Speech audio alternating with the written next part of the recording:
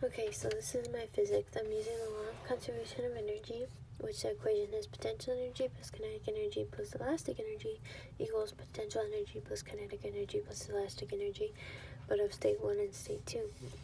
So, for my elastic energy, I had to use the equation 1/2 k theta because of my specific spring involved, which is equal to the equation 1/2 mass times velocity squared for kinetic energy. And I need to find this k constant because I don't have it.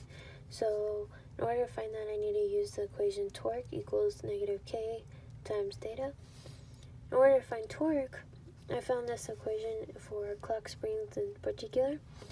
And this is pi times the modulus of elasticity times the width of the spring times the thickness of the spring times the angular deflection in revolutions and divided by 6 times the length.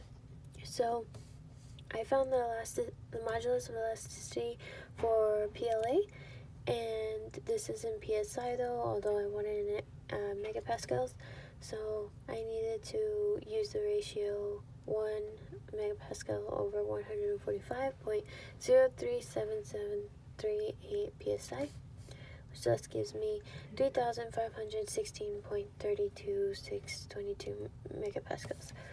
I needed to find the angular of deflection in revolutions, and it's 180 over 360, which is equal to 0.5 revolutions. The length I measured out to be 600 millimeters, and once plugging all this in, I get 110.469 newtons per millimeter squared.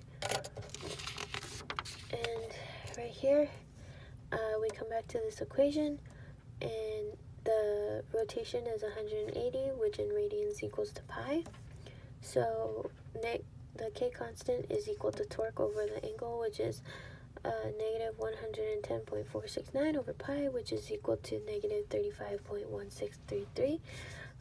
Going back to this equation, the halves cancel out, and then in order to solve for velocity, you do k times theta, or k times theta divided by the mass, which I got 0.01 kilograms, which is equal to velocity and 3.32368 millimeters squared. And then assumptions made were no drag and no air resistance.